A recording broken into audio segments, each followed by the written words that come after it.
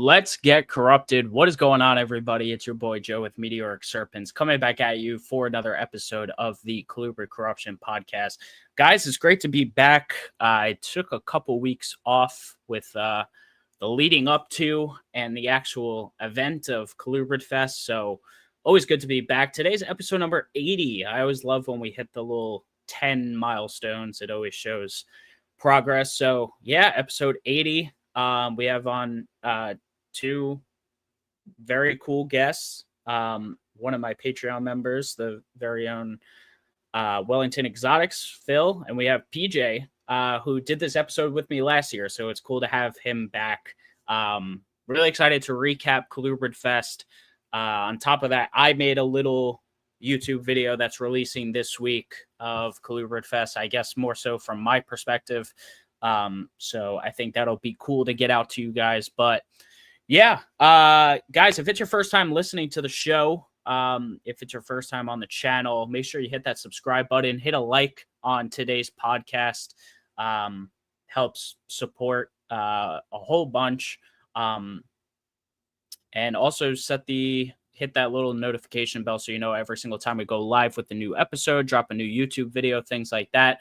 Along with this week's video, we got some more plans, so excited to release those to all of you. So make sure you go ahead and do that. Also, guys, if you don't necessarily like listening on YouTube, on the replay, obviously the live is always cool, but you could go check us out on all the major audio podcasting platforms like Apple, Spotify, Google Play, YouTube Music, everything like that. So feel free to go check out the podcast there, leave a 5-star review and all that good stuff. Let's see.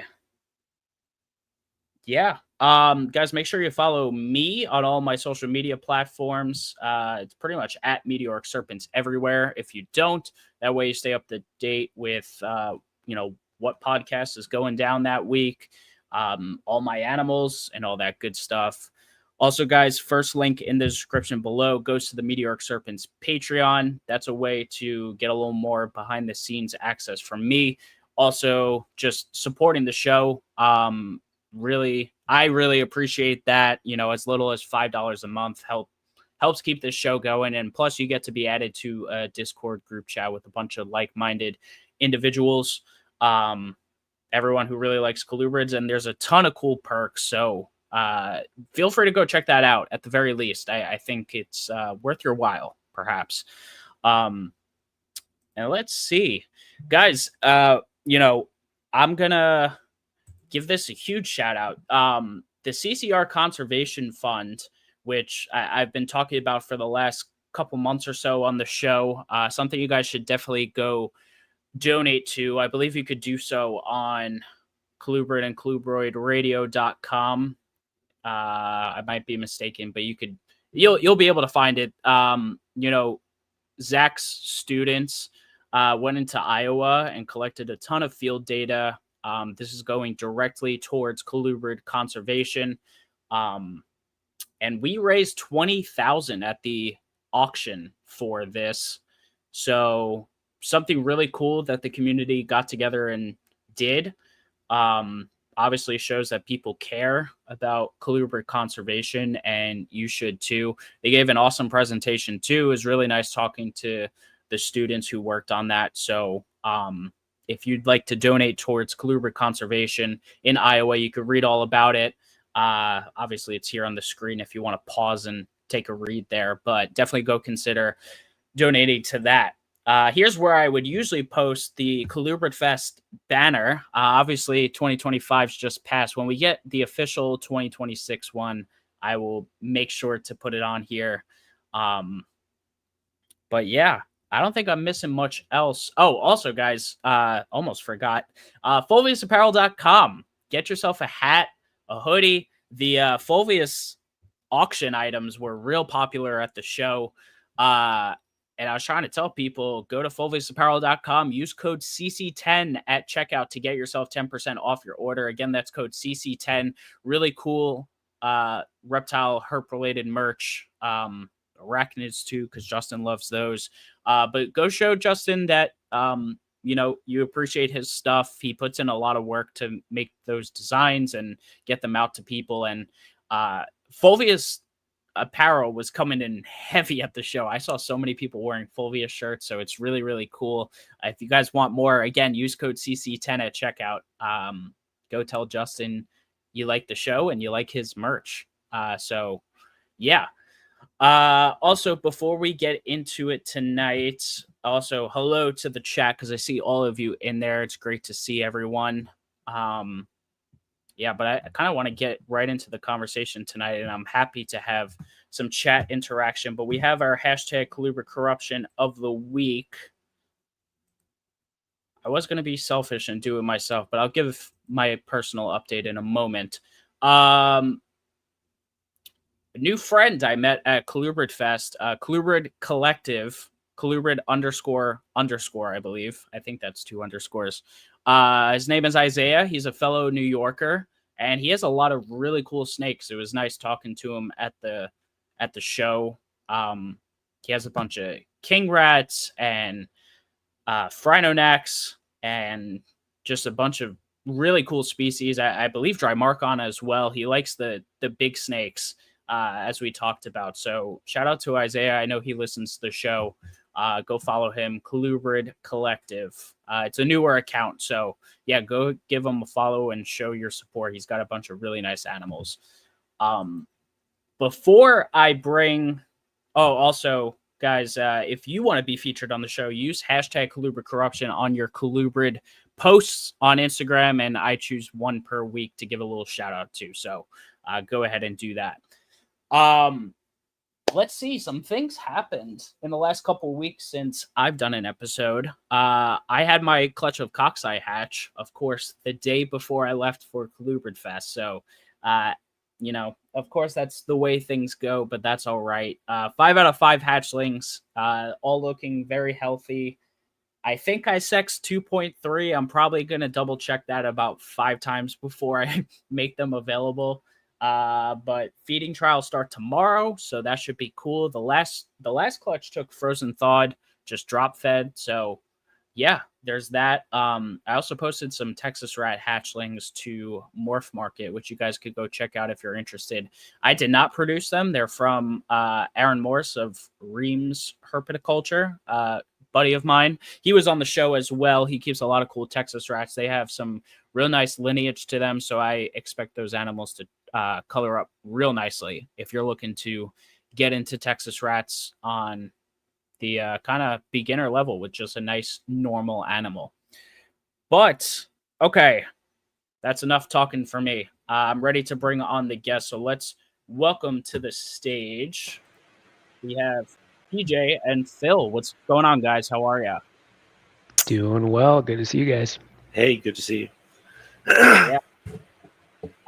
Obviously, it was great hanging out with you guys again this weekend. You both were at ColubridFest 1 and 2, which is part of why I wanted to have you both here as well, along with myself. So, but yeah, guys, before we get into the whole chat about ColubridFest, it's been quite a bit since I've had both of you on the show. I kind of want to know where your collections are kind of at and update the audience on what you guys are doing.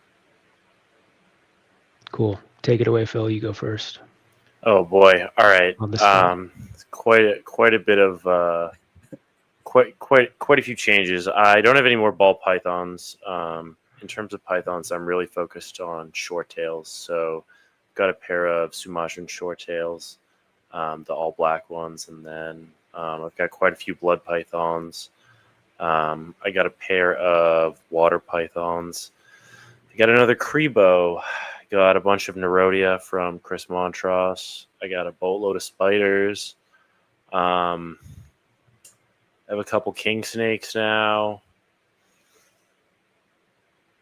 Anything else I'm forgetting? I'm not sure. I think that's about it. Yeah. Nice. All right. So mine has drastically changed since 1 year ago. 1 year ago, if you guys listen to that episode, was ColubridFest was kind of my first time getting back into things after losing my collection in 2023. And at ColubridFest, I made couple pickups from some friends. And so I just had like, I think some Lucy Texas rats, some Hypo Florida Kings. I did have a pair of rhinos at home as well, but quite a few pickups since then.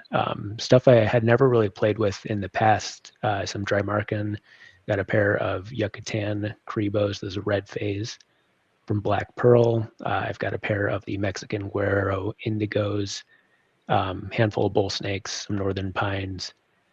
So really enjoying the large colubrids right now, and have some animals I'm really happy with, but need to absolutely pump the brakes because they're going to get huge. So I need to make sure I save space in my house for cage upgrades and all that is to come there.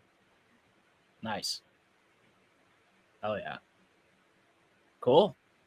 All right. Well, yeah. Once again, it's great to have you guys back. Obviously, we've become, I'd say all of us have become good reptile friends and real friends over the last year or so. PJ and I went for a nice 3-mile run on Saturday morning at ColubridFest. Yeah. I talked to Phil like almost every day, I guess. So, yeah. But it was great seeing you guys in person again at ColubridFest. Obviously, I think the people make ColubridFest great, just besides, you know, all the animals that were there. And trust me, the animals made it fantastic because that was probably the most diverse room of snakes you'll probably ever get unless you walk into some crazy collection. But I don't think anything could top that. The amount of species diversity, morphs, all that stuff. It was just incredible.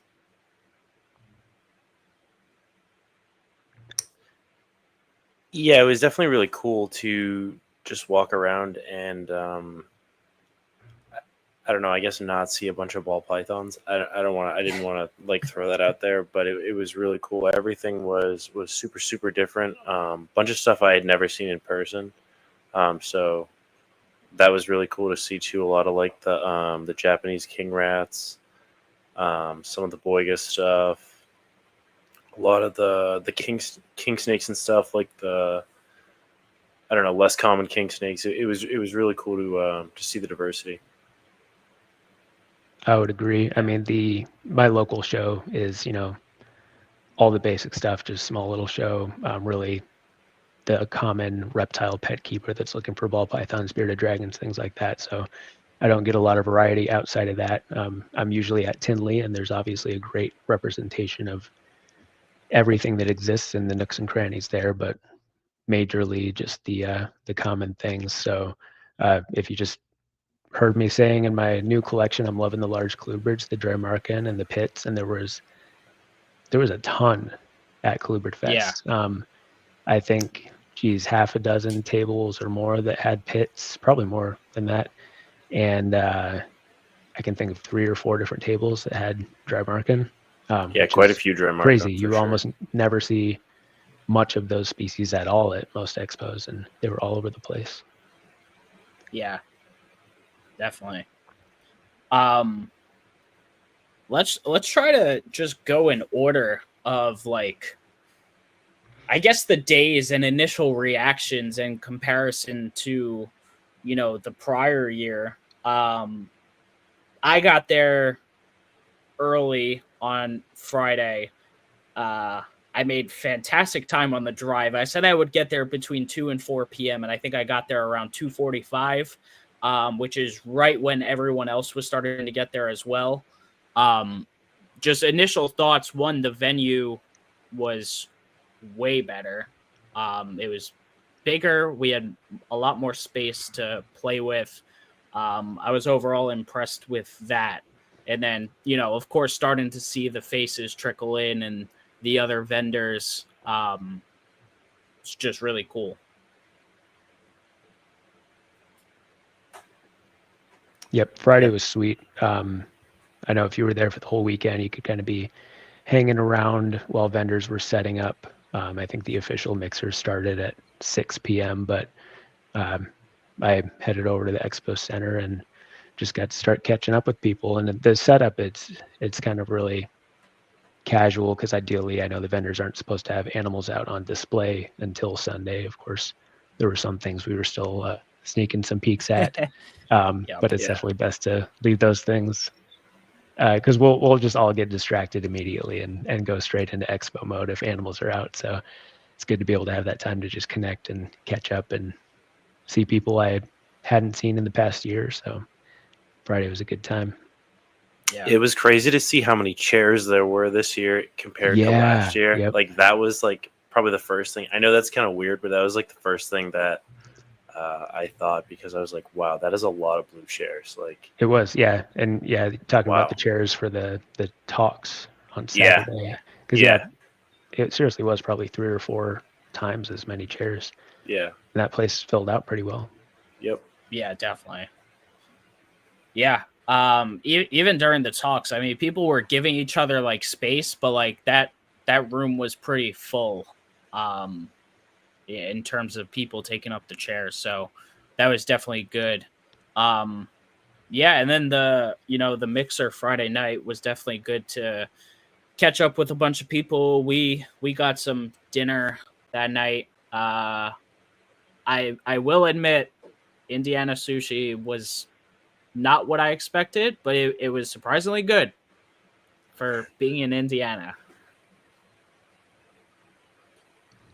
I didn't get that adventurous. I think like 3 of us at that table all just went with General Tso's chicken just to that was me. play it safe, and it never disappoints. Yeah. I mean, if it does, you know that you know what you got when you were ordering that. So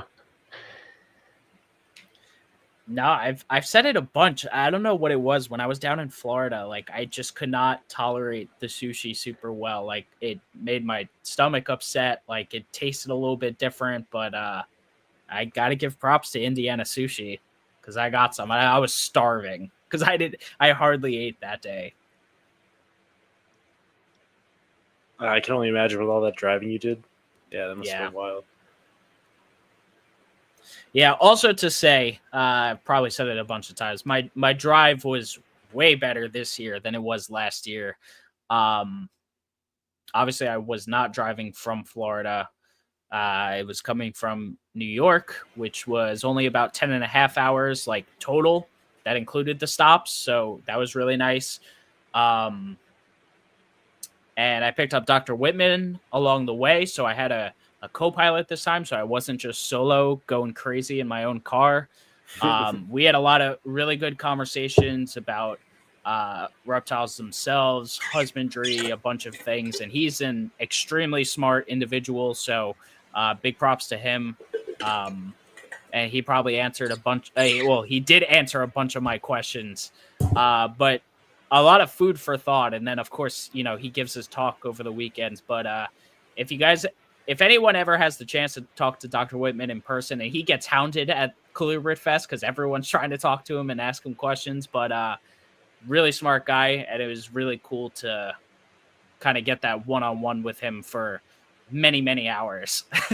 I appreciated how approachable he was too with those one-off, like, can I ask you this veterinary question about my reptiles too? Because I know that, like, Phil's a physical therapist, right? And if everyone just asks you about their nagging pains in their shoulders and stuff when they found it out, like, exactly. And it's probably not ideal, but I asked Zach if I was like, hey, can I ask you a question about something? And he's like, absolutely. Like, I got into this because of my love of reptile medicine, and I hardly actually get to do it in my day-to-day. So when he has the opportunity to not only explore those conversations and use those skills and passions he has, but help somebody out, he was super eager and accommodating to do that. So he invites the opportunity for those questions. Definitely. And he's coming on the show in like a month and a half or so, because it took a lot of like looking at his schedule. It would have been sooner if it weren't for his schedule, but about the end of October he should be coming on, so that'll be a good episode.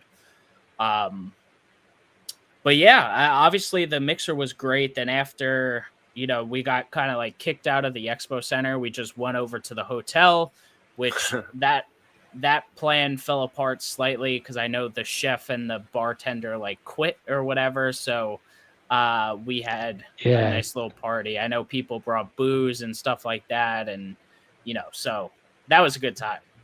They had that whole special ColubridFest menu they put together at the host hotel, where everything was like Colubrid themed. They totally must have used some AI to come up with these names, unless there's some like someone that works at that hotel that should be, going to ColubridFest themselves if they're that big of a fan. But yeah, it looked awesome. We all checked into our rooms and saw that waiting for us, and then we couldn't order any of that food. Yep. Exactly. And then the fire alarm went off in the hotel. Oh, yeah. Yeah. That was good. Yeah, and the firefighters were just like walking around the lobby, and we were just there was no fire at the mixer, and there was no fire, Yeah.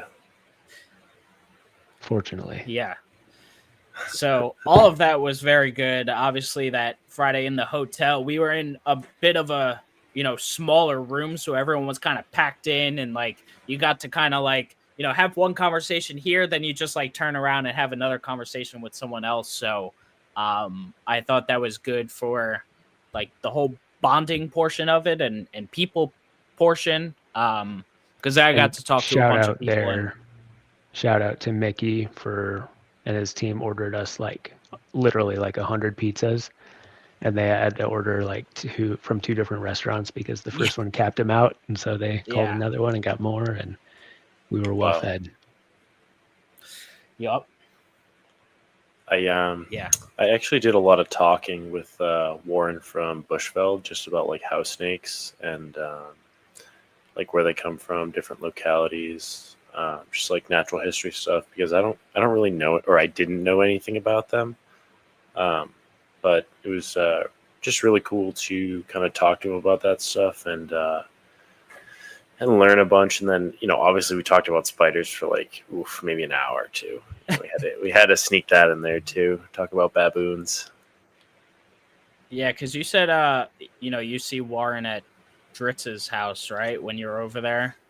Yeah, sometimes he'll be there when we're like pairing different spiders, and he's definitely getting into the tarantulas and the invertebrates. So it's cool to kind of talk to him about both. Nice. So what do you think about the house snakes? I know we're hearing those are going to be the next big thing. Phil, you know all about them now. Are you going to?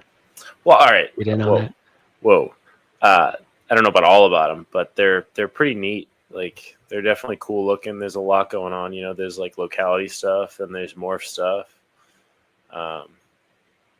They stay pretty manageable size. Seems like they're pretty low key from hatchling to adult. Yeah. Not that squirmy little worm that you have to be worried about. No, they're kind of vibe. Tiny hands. So, yeah. So I don't know. They seem pretty cool. Yeah, and it was interesting to see their representation at the show because, like, you had April and Warren, who both, house snake extraordinaires. And then I saw, like, little sprinkles of house snakes on, like, quite a few tables, actually. Yeah. And, just like Clint's been saying, I think it's, like, the dawn of house snakes rising. House snakes and garter snakes, that's the prophecy. Yeah, garter snakes. Yep, I agree with that. They're definitely up and coming, but a little more low key than house snakes right now. They're like kind of like behind the house snakes, in my opinion. Yeah. But no, that was really cool. I was tired as hell, so like as soon as like they kicked us out of the room, I went straight to bed and I knocked out in about 5 seconds. And then it was Saturday. And like I said, me and PJ woke up bright and early, or not even bright because it was still dark out. And we went for a little run. Luckily, I brought that headlamp and bright shirt because Joe brought a black long sleeve shirt to run on a country road in the dark. Yeah. All of my running experience about running in the dark has been in Long Island, New York, where I went to college, which is where I'm at now. And the lights are bright usually. And the cars, there's a lot of cars. So a lot of headlights shining, and usually you could see a big group of 20-year-old dudes running, but yeah, I definitely didn't think that one through very well. And yeah, so thank you, PJ, for probably preventing my early death. Yep, on the road. Happy to help. But yeah, so we got through that, and then we headed over to the venue, the event center, for the talks, and the talks were great this year. I thought it was a great time. Obviously, we were there all day again. It was another long day with some breaks in between for lunch and whatnot. But guys, overall, what did you think about the talks? I don't know if we want to kind of highlight all of them, or if you want to kind of give some of your favorites, or some things you kind of took away from the talks. I really liked listening to Dr. Whitman's talk. I thought that was pretty interesting. And just like you said, he is a really smart guy.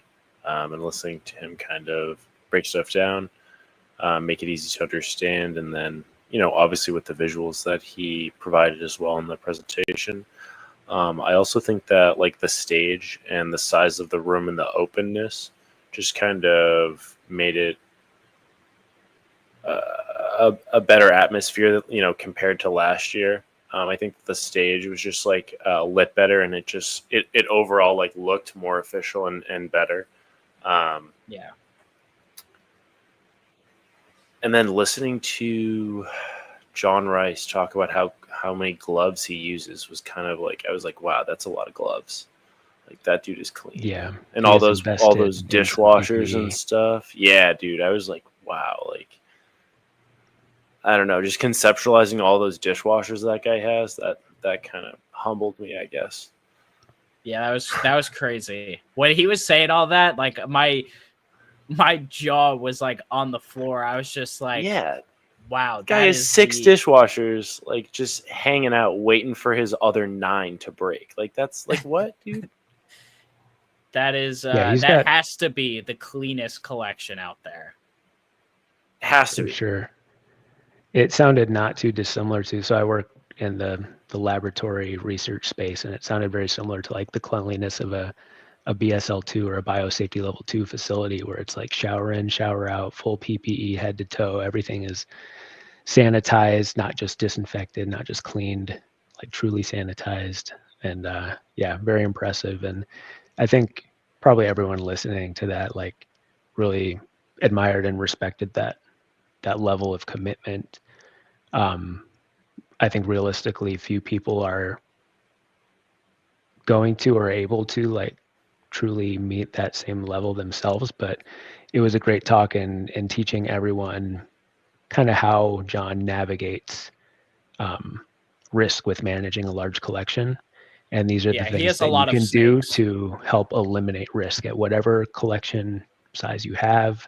However you're keeping them, there are things that you can do to put your animals in a safer spot. Yeah, that's what I was gonna say, is that even if you can't go to the same extents he can, and honestly, I'm not sure most breeders can, or keepers just go to that level of cleanliness, either space, time, money for all of that. I think there's little takeaways. For the dishwashers alone, like, that's yeah. But there's definitely little takeaways here and there from that talk that I think the everyday keeper can still implement into their practices.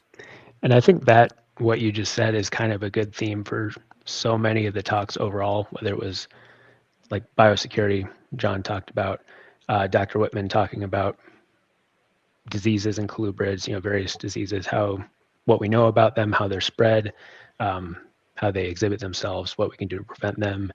Let's see, there was talks about enrichment in snakes. There was talks about just the colubrid community as a whole and what kind of culture we're trying to build, both at ColubridFest and outside of that. And I think that there were some really big ideas that can turn into bigger conversations, maybe challenging conversations, having each of us look at the way we're currently doing things, have been doing things, or want to do things, and finding those little ways to just help drive the needle forward in whatever way. So whether it's upping your biosecurity, your knowledge of the risks that are out there, how we welcome new people into community, educate them, support them, help them find their passions. Joe, your talk on starting a new project and how to find what you're actually interested in. And yeah, so I think the theme of the talks overall were just such a help the Colubrid community grow and become better. Yeah. It's it's interesting when I look back, at last year's talks and then this year's talks. It kind of made me think. I was like, we covered like a lot of really good topics over the last couple of years. I'm like, I wonder how it gets pushed further over the next few years. It's like, do certain ideas get recycled and placed in a new talk? Is there a whole, new talk? The stubborn feeders thing from last year, which John Rice also did. That's a good talk to have every so often because there are going to be new people at ColubridFest all the time. So I'm actually curious to see how the talks in the future go, or if it'll keep evolving and try to do newer and newer topics. Because yeah. In that, I think it was Zach Loafman talked about how he wanted to avoid like species specific talks because he wanted all the talks to be relevant and applicable to anybody in the room, no matter what you were keeping. Yeah. And that's why, even on my talk, like, I know I talked about Texas rats for a good bit, but, I made sure to include my ball pythons and like my other stuff because it's all relevant. It's relevant no matter what species you keep. So, and so did all the other talks, really. So, yeah.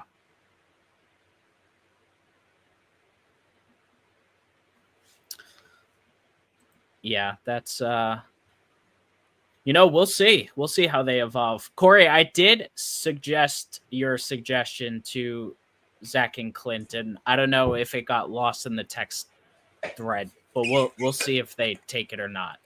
Corey suggested a talk I should do again next year. I don't know if people are sick of hearing me for the third year in a row, but we'll see, I guess.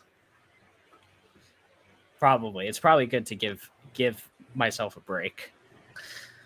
You're just going to leave us with that hanger and not tell us what the topic is? Yeah, I was going to say, I the people want to know, Joe. Well, this could hinge on whether or not people come to year 3 or not. What you got? I'm not supposed to.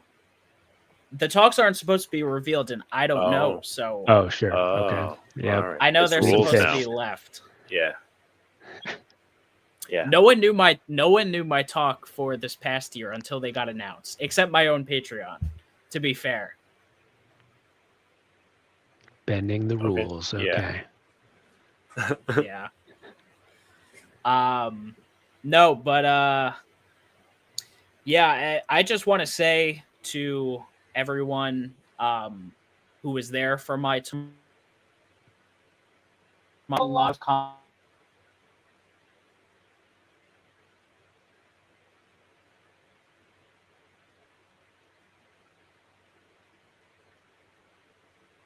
Uh-oh. Yeah, I feel I can hear you, Joe. I don't know if we can hear Joe. Oh, Joe's muted. Uh-oh. Oh, Joe, you're muted. Something's going on here. He's doing his tech guy stuff. Hello? Yeah, yes, we got hello. You. Good work. My bad. He's back.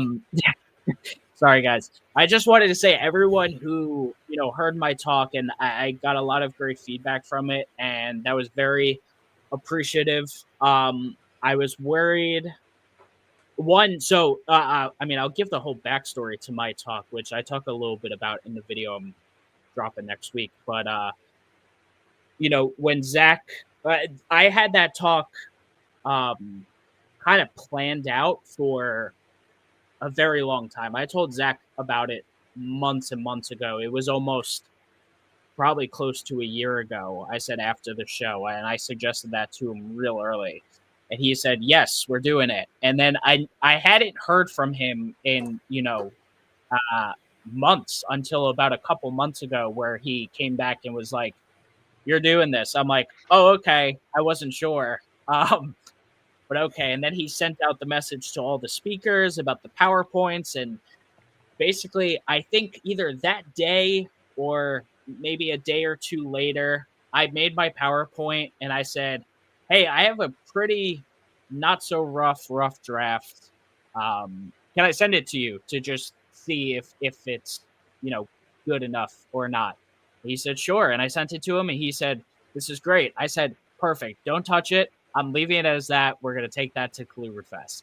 So I did not look at my PowerPoint again until the day of my talk.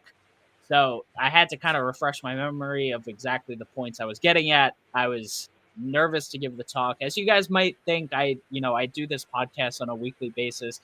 I'm talking to a computer screen and maybe one or two people at a time, a room full of 100+ people who are really looking forward to hear the talk. That's a little nerve-wracking to me. So public speaking, I've gotten better at it, but still not my best thing. But I have to say the feedback afterwards was amazing. I really appreciate everyone who came up and said like that they got something out of the talk. Because that was really cool. And, from the show of hands that I asked at the beginning of the talk, I was pleasantly surprised by the amount of newer keepers and breeders that were at the show. And that talk was mainly for them. I was worried, it would kind of fall on deaf ears to the veterans in the industry, assuming more of them would be there. But I was pleasantly surprised, and a lot of people talked about it highly. So thank you, everyone who A, listened and B, commented nicely, because it was, I very much appreciated it.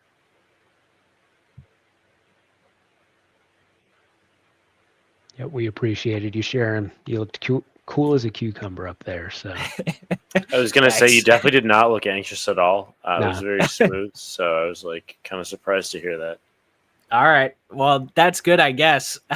I guess I keep my cool all right. Back when I was in college and high school, I used to stand up giving a presentation, and I would be shaking like a leaf, like hella nervous. I swear, yeah. I took public speaking in my senior year of college, and that actually like kind of straightened me out. It made me a much better speaker overall, and then public speaker. So I actually have to give a lot of credit to that class, because it did a lot. Or maybe it was my junior year. Either way, it made me a much better presenter. And I became a lot more confident with giving presentations. So yeah, I think it wound up coming out all right. And there were probably some things I missed that I wanted to say, but it is what it is. I think the point got across. Yeah, we're talking about the talks that have happened the last couple of years, and where will these new ideas come from. So I just wanted to throw out to everyone listening, like, I'm sure future years, they will be looking for more people interested in sharing their topic. So even if you've never been to ColubridFest before, or you have, but you have a unique idea for something that could apply to colubrids as a whole, I'm sure Zach and Clint would love some fresh ideas. We had a lot of repeat people giving talks this year with some really good additional things to share. And those are kind of the people that are laying the foundation, but by no means are the ones that need to be giving the talks every single year. So it's a big community, and lots of people have good things to share. So if you've got a thought or an idea, run with it. We'd love to hear it. And even if you're not the one who wants to speak, but you give a good suggestion, an idea, and you give that to Zach, I bet Zach could find the right person to give that talk on said topic. So, throw ideas out there, stuff you'd be interested in hearing, stuff that applies to the hobby as a whole. Like PJ said, they're conscious about not being species specific, because I think that does take away from the audience side. It should apply to either colubrids as a whole or herpetoculture as a whole.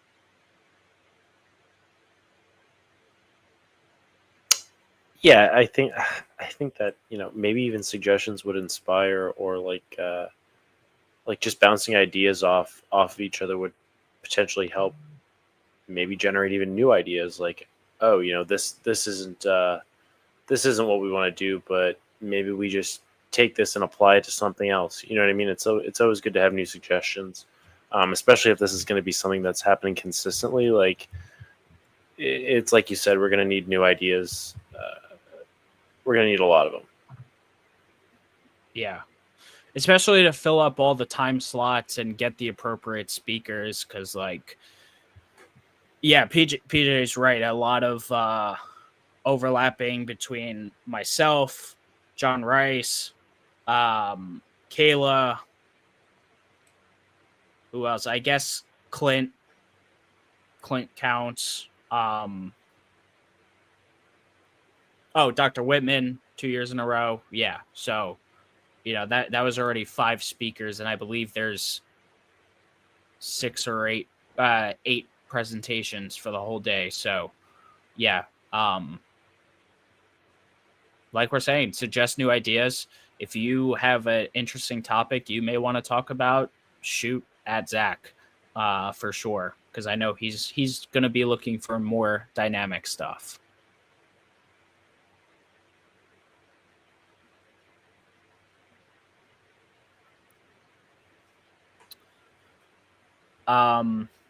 Let's see. Some of the stuff from the talks that I want to highlight besides my own. Let's see. I like Dr. Whitman's.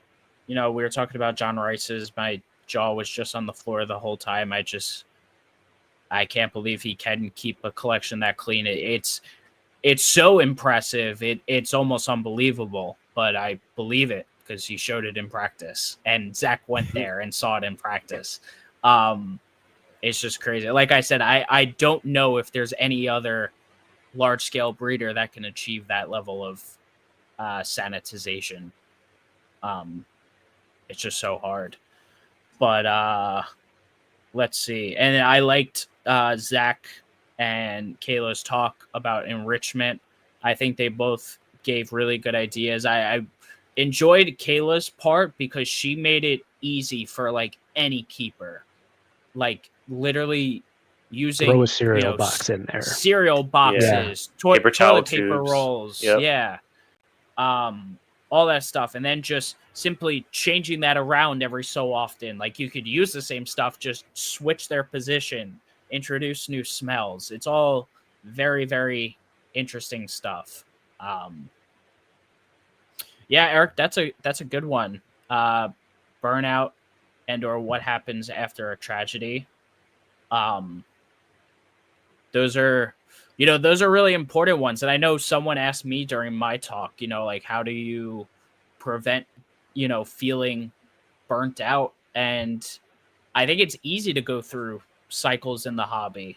And you'll be able to catch the full talks I know on the CCR Patreon. Also, I stuck a good bit. Thank you, Phil. I stuck a good bit of my talk in my video. I hope Zach and Clint aren't too mad about it. I cut out a good portion of it. I put the important parts, but it's a few minutes of that. But and not the questions portion, which I know the questions are part of this Patreon video. But yeah, burnout's tough to deal with, and especially if you have a tragedy. Sometimes it's hard to get yourself back together. PJ, we had the whole talk about it last year. I wasn't sure I was ever going to come back around to it at any point, but ColubridFest really helped reignite that. So again, the community just supporting each other. Maybe that's a good talk for you, PJ. Oh, dang. Just saying. Put me on a panel. But yeah. I think Eric just trapped you into a talk. If Eric's on that panel with me, I'm down. Yeah. Let's see. And the Colubrid community portion, the anyone but me.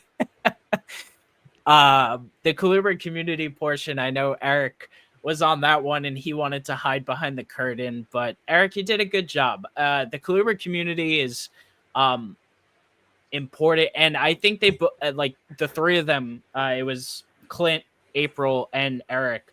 gave some really good points, because the Colubrid community is so different than I think most of the others in the hobby, where like, you know, as we like to joke around on shows like these, is like we breed a bunch of dirt snakes and a bunch of other people appreciate the dirt snakes we have, right? And that's what it is. It's not chasing, you know, it's not always like a whole money thing like it is in some other, you know, species, but there's so much passion behind colubrids that I think that talk maybe help give perspective to those who don't realize like just how passionate everyone in that room is about the species they keep.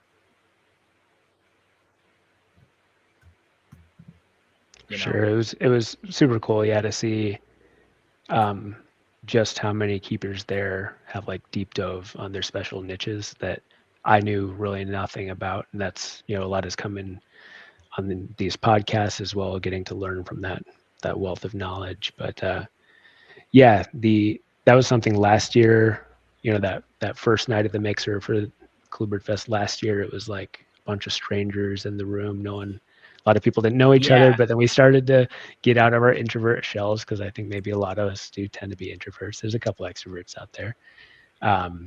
And we started to find those connection points. And this year as well, it was great, you know, seeing many of the year one people that we'd met last year, and meeting some other new individuals that were out there.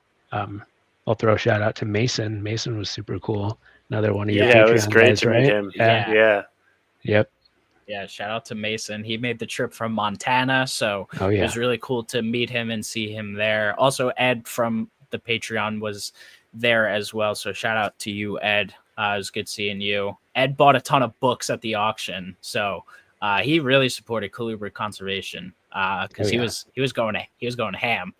But yeah, you know, it's funny that you say that about the year one people, because that is how it was last year. It was a little bit like, oh, I don't really know you. I might know you from online. Like I was like the first day of school. Yeah. I was just lucky that I had my own show where I had a bunch of these people on as guests before, that I was able to talk to them before. But like meeting you, PJ, because like that was the first time we had met. You know, Phil, we had been talking before that, but like I knew who you were already. But like it was a bunch of people that it was like, oh, getting to know them, that whole thing. And then this year, all the year one returners, it was just like, hey, how's it going? And then, you know, it was a continuation of last year. And then it was all the new people coming back in with the fresh conversations. So it's just fun. Oh, Mason's in the chat. I didn't know you watched live, Mason. Hey, Mason. Good to see you. Nice. Yeah, we were talking about how everyone at ColubridFest should wear a name tag sticker that has like a blurry picture of their Instagram photo and their Instagram handle on it, because we all recognize that. But yeah, I think enough people see my face on a weekly basis. I think I'm my voice and my face. What's so funny is that I had quite a few people just walk past me while I'm mid-conversation with someone else. They're like, hey, I really like your podcast. I'm like, thanks. They're like, yeah, I recognize your voice. I was just like, oh, okay. Whether you listen to the audio or the visual version, I guess I'm pretty identifiable. But it is funny to hear you talk like in person and not through my car speakers. That's what I will say. That's like some of my first, like, wow. Yeah. Joe's talking to me right now, not in my car. Like, yeah. It's funny how that goes. Same thing with Zach too. Yeah, definitely. But overall, I think the talks went really well, and like we're kind of saying, I'm really excited to see how it goes into the coming years. And with that brings us into the auction. Oh yeah. Which wow, like besides and there were like a good amount of items last year. Like it felt like it went like a good bit last year, but wow, that table was packed this year. And there was cool stuff. There was like not just animals, but like cool like things, like books. Yeah. And with way more people in the room, obviously leads to way more items to auction off, most likely more money being spent. And, like I said at the beginning of the episode, they raised about $20,000 for Colubrid conservation, which beat last year's of 11 and change. Yeah.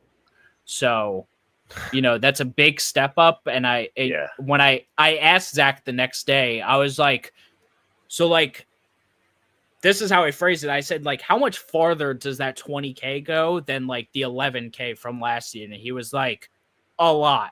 And he was like, the biggest thing is just finding like housing, like cheaper housing for them. And he was like, we had a good situation for the past year, but then some stuff happened. So we had to like, find it again. So it's really the housing that's the most expensive thing. And granted, they're in, I'm going to say, the middle of nowhere, Iowa. So I'm sure it's not the worst, but of course, housing's expensive as is. So, finding that, I'm sure, is difficult, along with all the research equipment they have, the trackers and the transmitters and whatnot. Forgive me, because food, yep, pizza, eating pizza, and probably a good amount of pasta that they could boil, peanut butter and jelly. Yeah. So, that was really cool though, getting to hear, like, opening up the auction. We got to hear about where that 11 grand from last year went, and all the results they'd gotten, and all the, how all that field work went. And I'm already looking forward to next year, hearing how $20,000 helped them out. Because I think that's all of us got to kind of vicariously live through that a little bit. We love our snakes at home. A lot of us might get to do some field herping. I don't personally get to do a ton, so getting to hear about how these students are out there doing work in the field, finding all these sweet finds, and we get to vicariously live through that. And definitely. And then it was cool. I talked to, I believe it's Tyler. The next day is one of the students. And I had to ask him, so, because this is the part I was confused about. I was like, because how many people do you have there at a time? Because obviously they're in school in West Virginia, and like they have people at the site. He's like, so we have people at the site all the time. We just kind of work on rotations and go back and forth. I was like, damn. I was like, that's crazy. So it's like 1 week I'll be there, the next week someone switches off with me. I was like, wow, like it's legit. There are people there 24/7. So I can imagine that drive back and forth is really exciting. That sounds wild. Oh my God. From West Virginia to Iowa. Yeah. All that corn. Very flat. Yeah. No, but that was super cool. And like Phil was saying, a lot of really cool items on the auction. I donated a couple Meteoric t-shirts. I wish I had more animals. I'd like to be able to do that at some point, maybe next year. We'll see. Just do my part to contribute to conservation. But yeah, so then that night was over. That went real late, and I know a lot of people were tired. I knew I had to wake up the next morning early to prepare. Real quick though, before we move on, let's talk about probably what will be the funnest auction item year to year ongoing. I don't know who donated this, but someone. So I know who it is. Give us the story. I know who it. So he put it in his YouTube video, so it's public. It's public information. Mike Larson from Solid Serpents. Nice. Yeah. Wow. He stuck it in the middle of his little like hour and a half ColubridFest video. He's like, it was like a good 10 seconds. He's like, yeah, so talking about the auction, I donated this picture of Zach from last year. I'm putting it there anonymously and no one's going to know. And then it just moved back onto the auction. I was like, damn. So I hope I didn't ruin that surprise. But Mike, that was so funny. And then it was actually Dr. Whitman who came up with the thing, because he said this is something from Mike's here. Yeah, that was all time. That was all time, dude. Yeah, that was really fun. And then Dr. Whitman brought the concept because it was something from like a vet conference of the like fact that the winner, the winner has to bring it back the next year. But I believe they have to bring it back along with a picture of where they put it in the house or something like that. Yeah. Yeah. So yeah, that's unreal. That's going to be hilarious. Yeah, I remember hearing from some people it like freaked them out because it looked like a memorial photo for Zach holding his albino bull snake from last year.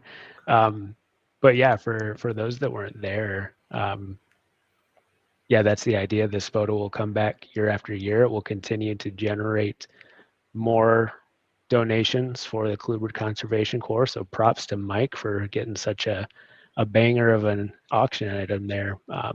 But the winning bid was $1,000, which was awesome. It was like, starting small, 200, 220, 250. And then I don't know if the person would like to be named, but they shot up their hand in the back. They're like, Mickey, $1,000. And it sounds like anybody that wants it next year is going to have a hard time outbidding that person that wants to keep it. So yeah, no, that was real fun. A lot of high rollers in that auction. That was there were some numbers. There were some numbers for sure on individual items that went real high. So that was cool. I'm sure again, that'll continue to grow next year along with everything else. But yeah, let's see. I guess that's kind of it for that night. And the next was, wake up early in the morning. I know I wanted to get to the venue early to get my full setup done. I had Kevin vending with me. We had some of Matt Moe's snakes, so we wanted to make sure everything was set up properly and stuff. But the expo, and kind of what we were talking about in terms of species diversity, that's where we got to see it all. So what were your guys' kind of overall thoughts on the expo portion? So I think if you've heard a review of ColubridFest in the past, people talk about how every single table you stop by is like super interesting and you could just spend 15, 20 more minutes just checking it out. Whereas, a lot of other expos you go to, you can almost glaze over the tables that aren't really your cup of tea. And I know, I frequent Tinley and I can come to the final day, Sunday, go through and make a lap and a half and feel like I saw everything. I'm good to go. I'm ready to leave early. But ColubridFest, I went through probably 5 or 6 times, just kept walking around looking at things. You see things each time that you missed the first lap around, and it was getting towards the end of the day. People started packing up, and I feel like I still could have made a couple more laps.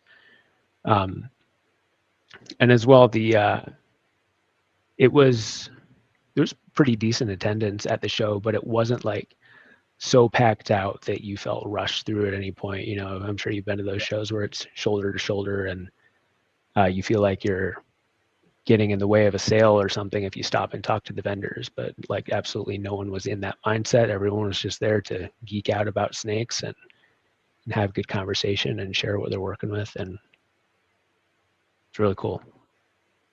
Definitely. Yeah, I definitely spent quite a bit of time at each table for sure. Just looking at all the stuff that you probably won't see at any other show. I thought the diversity was fantastic. There was a bunch of adult snakes. There was a bunch of smaller stuff. Really solid price range. I don't know. I think one of my favorite tables to look at. I checked out Josh Alder's table a bunch. He had a ton of just like super cool stuff. All those Boiga were really interesting.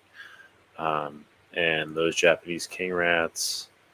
That's where I picked up that pair of Dion's rats. All that Asian stuff was just really cool to see in person. Yeah. Yeah, I didn't get a good chance to talk to Josh much at all this weekend. I'm gonna need to get him on the show soon. But I know his table was a favorite at the expo for many. And honestly, dude, it's so hard as a vendor because like I don't even think I got to see everything. Like I did do a couple like quick rounds around and just like looking quickly because I didn't want to leave the table for too long. And like I think I missed out on seeing so many cool animals. I would talk to a vendor here and there for a couple minutes. I took a couple videos for my YouTube video, but I was just like afterwards, like I actually regretted not spending more time walking around because I'm just like, come on, because I know I missed out on some good stuff. And I didn't even buy anything. Mm-hmm. I don't know how you did that. You and PJ, I don't know how you guys did that. There were some close calls for me, but stayed strong. Like I said, I need to save room for 8-foot long cages in the future for these Cribos. So. Yeah. One of the animals I was looking at was behind my own table, and I didn't pull the trigger. Financially, was that something didn't make sense right now. What was it? Texas rat. Oh, okay, of course, yeah. Yeah. Was it one of Kevin's? Yeah, it was one of Matt's actually. Oh yeah, okay. Matt sent some good stuff.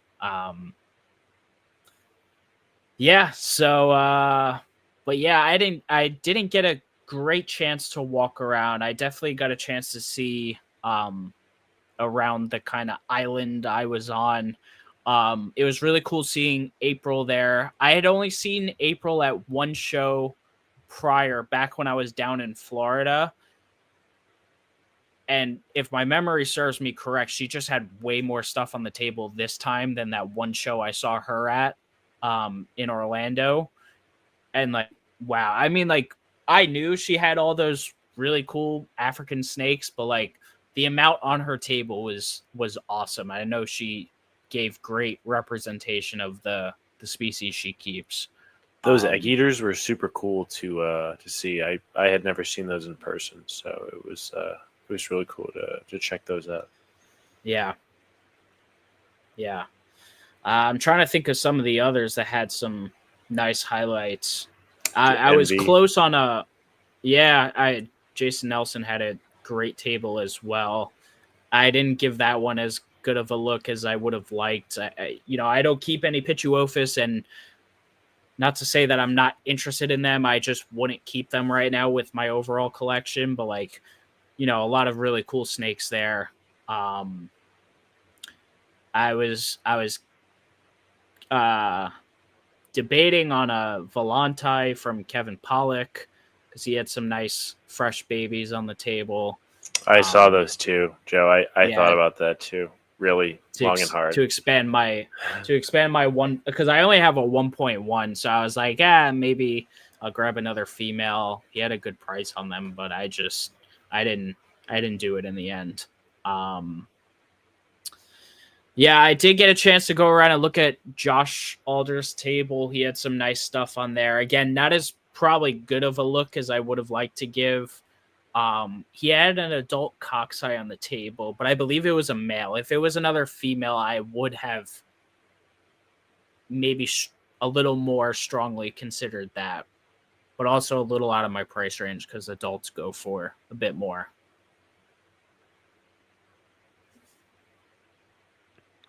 Yeah, it really was kind of unbelievable just how many like masters of their craft were there vending. Yeah.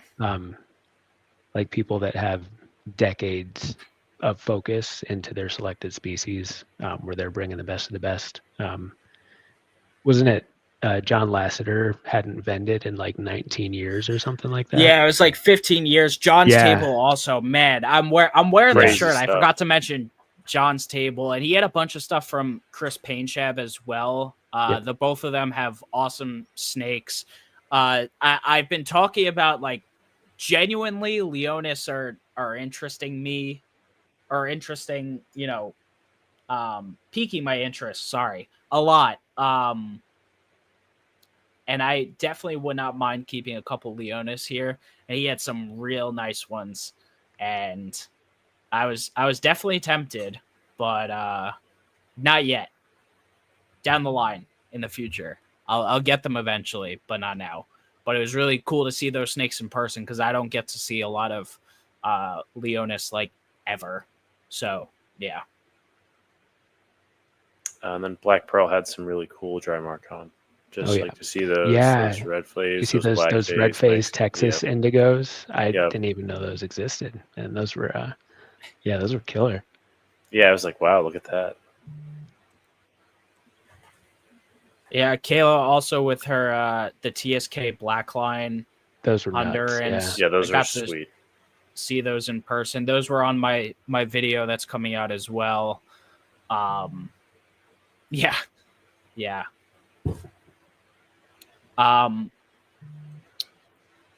Also to kind of speak on the expo and the weekend as a whole, I gave my overall thoughts to Zach and Clint, which pretty much all of which they addressed on their recap video that just came out, or their recap episode that came out a couple days ago. And I think if they implement those ideas, I actually think there will be a lot of improvement. I'm curious to see how they get implemented. Just with some of the things, overall times of stuff, general public attendance, food at the talks and at the auction and stuff will be unreal. That will be a huge time saver. Just having it there, as opposed to having to go somewhere. Like that'll facilitate a lot, I think. Yeah. Although our lunch find was pretty killer. Yeah. Okay, barbecue? it was crazy. Shigs and it was Pit crazy. barbecue. Yeah. The that banana pudding was it was out of pocket. Yeah. I won't mind that next year for sure. Nah. We could go back. I also got Five Guys in between one of the talks. That was like right across the street, but like I needed that burger. It was dangerous. Yeah. I was running on fumes the entire weekend, and every time I got like a little more food, it just like rejuvenated me so much. But and that's something for expectation. I know, year one it was cool. We could walk around downtown Indy and go get something to eat. Fort Wayne wasn't really walkable. There weren't even sidewalks. Like we were walking in a ditch and then had to scamper across the road without getting in a shady situation. And but I think we weren't sure if they'd let us back in the parking lot without paying for parking again. I ended up hearing that just let them know you just left for lunch and we're coming back and they wouldn't charge you again. So totally fine to drive somewhere for lunch. There were plenty of options around. I will say I got lucky in that regard because I had my little vendor pass, so I would just wave that at them and they were like, okay. And I was like, all right. So I just got in and out every time. But for the attendees, I think that would definitely be better because I heard that as well.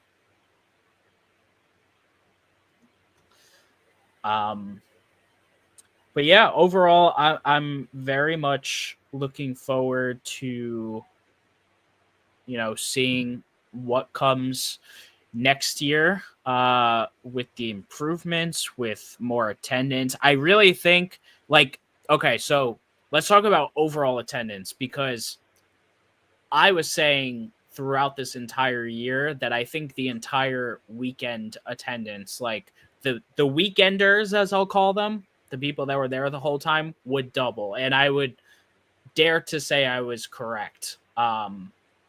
If not slightly under, I don't know, just about, but like it genuinely did, which was awesome. So I hope that also happens next year. That would be really cool to see that many more people, maybe not double, but like another 50% or so of people that were there the entire weekend. I'd love to see more general population come out too. But I honestly, I feel like ColubridFest is all about the weekend, and why, I guess for people who don't know any better of the general population, it's just like, if you're a reptile person, like you should be there for the whole weekend. If you can. And if you can't be there Friday, at least be there for Saturday and Sunday. Because Friday, all you're missing out is like the hanging out portion. and potentially the VIP sales, as Zach and Clint alluded to. But yeah, Saturday and Sunday, you can't miss out. Yeah, I think there's almost probably a lot of people out there that would be on the fence about whether or not to try to come next year if they've never been before. And ColubridFest, I think right now is really still in its formative years, and it's going to become what we make it. And that's going to take kind of a leap of faith to invest yourself into the kind of show you want to have from both sides, for the vendor side and the attendee side. So if you're thinking about wanting to vend ColubridFest, we've got plenty of space for more vendors in the hall. There's lots of room to grow.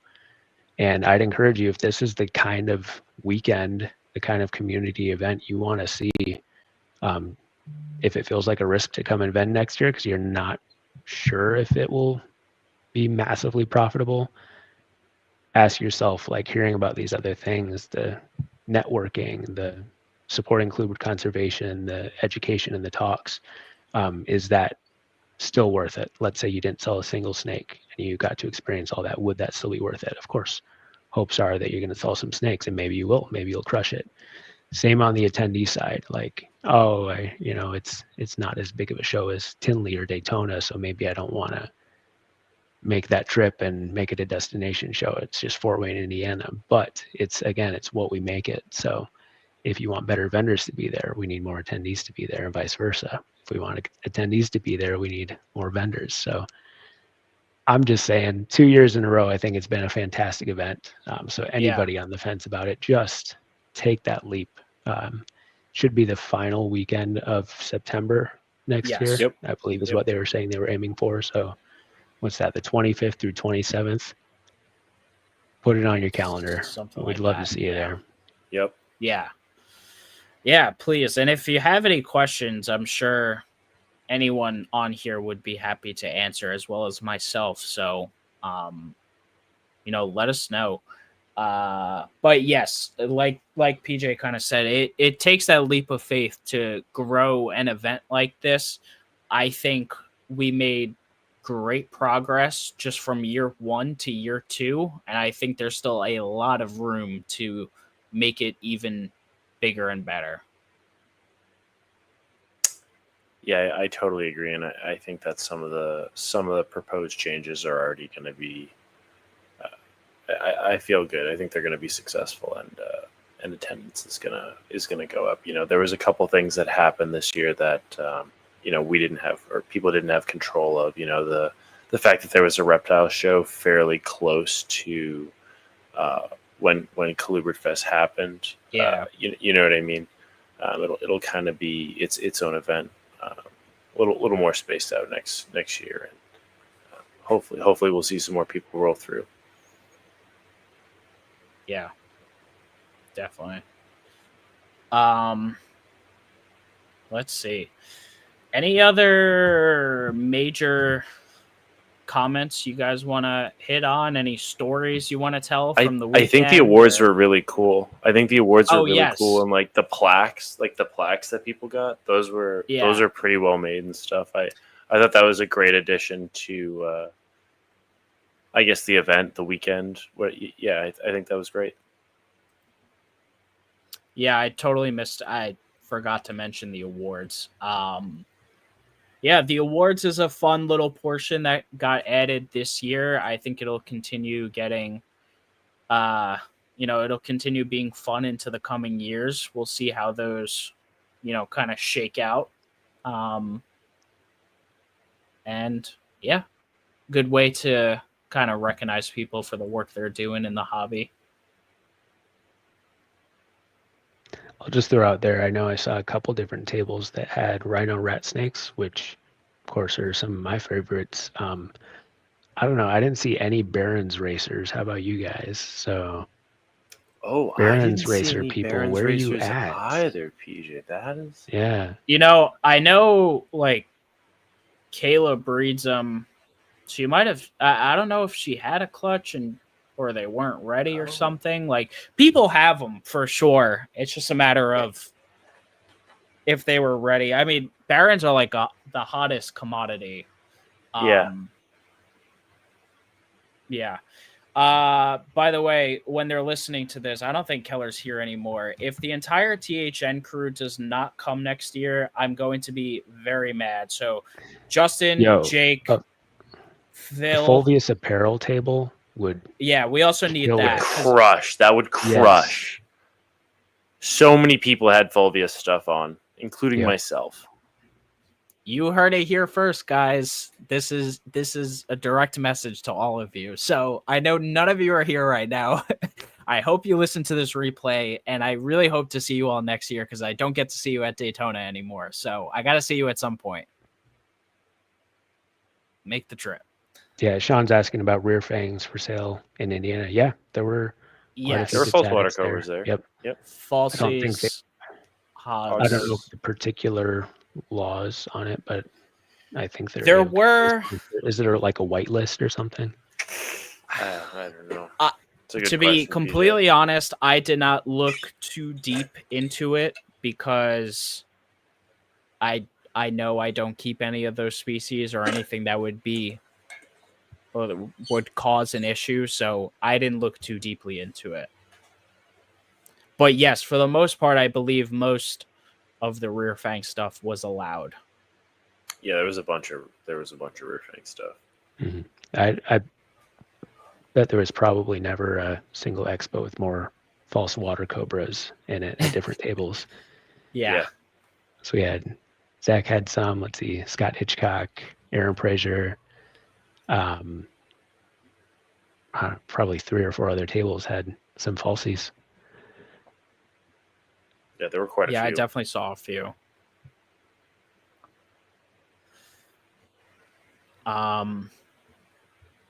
Yeah, let's see. I'm trying to think of some other stuff. I took some videos of some tables. Who did I even record? I'm trying to remember. But anyone who was there this year and wasn't there the first year, and we said hello, it was a pleasure meeting you in person. I do want to say that.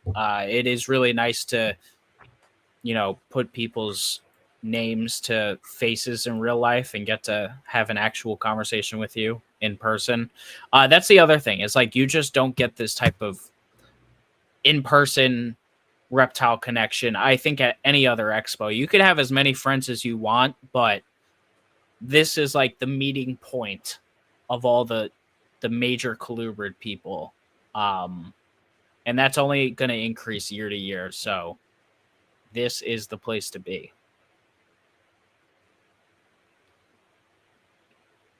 I'd say it made it, a much more real connection to, you've got the people that you're chatting with online all the time and just talking about snakes because you're talking about snakes. But I know, like, Phil, you and I have kept in touch significantly over the past year. So it's more than just those people online. Like, you're making real friends here.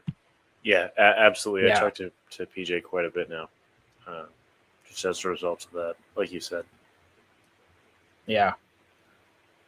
Yeah. So good stuff, fellas. Anything else you guys want to chat about while we're here and talking about it? Anyone in the chat want to bring anything up that we may have missed? I feel like there's only so much you could say about how good it was and how much fun I had, because I really did. I finally hit my crash point about 2.5 hours before the George Washington Bridge. And I finally let Dr. Whitman take the wheel because I was just like, I can't. I could probably drive a little longer, but I was like, nah, I'm just not going to do it. And he can take a little bit of it. So I had a nice 2-hour drive home. And that was it. Yeah. So I don't know how you drove, Joe. That's wild. I just flew home. It was easy peasy. Yeah. Yeah, I don't know what it was. I felt much more tired overall this year than last. Last year I was just a freaking warrior the entire weekend. Machine. But Yeah, I don't know. This time around, I was just like feeling sluggish, but that's okay. It happens.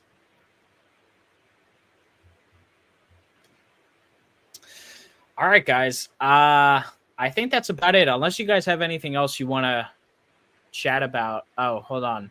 How far away is the Chicago Field Museum? And he's feeding a female rhino he got from you, PJ. Nice. It's from Mike. It. It's full circle. I have no idea. Yeah. If we're talking Chicago, so to give reference, Fort Wayne is in the northeast corner-ish of Indiana. You kind of cross from Ohio, and after about 20 minutes or so, you get to, well, I guess that that reference isn't as good for everyone, but for me at least, it was like you crossed the Ohio-Indiana border, and in about 20 minutes you were at the venue. So in reference to Chicago, quite a bit, so because you'd have to go across the entire state. The Google says that it's about 2 hours and 49 minutes from the Chicago Field Museum to the Allen County War Memorial Coliseum. So okay, it's not very far. No, yeah. Yeah. Cool. All right. Well, guys, thank you so much for joining me on this episode. I really appreciate it. It was great seeing you both last weekend. Phil, I hope your new snakes do well, especially the ones from me. Yeah, so they're doing great. Cool. But yeah, guys, that was another great episode of the Colubrid Corruption Podcast. Once again, guys, go follow PJ and Phil on Instagram. I have the link to their Instagram in the description below. Make sure you go check out fullfaceapparel.com for the best herp merch out there, and use code CC10 to get 10% off your order. Again, that's code CC10. Get yourself a shirt, hat, hoodie, whatever it may be, and rock some Full Face apparel. Feel free to click the first link in the description for the Meteoric Serpents Patreon to support the show, get exclusive access, some other cool perks, Discord group chat, all that good stuff. And last but not least, make sure you leave a like on today's podcast. Make sure you subscribe to the channel, as always. But it was great to talk to you all again after a couple-week break. But this was episode number 80 of the Colubrid Corruption Podcast, the second annual ColubridFest breakdown. I hope you all have a great night, and peace out. See you next week.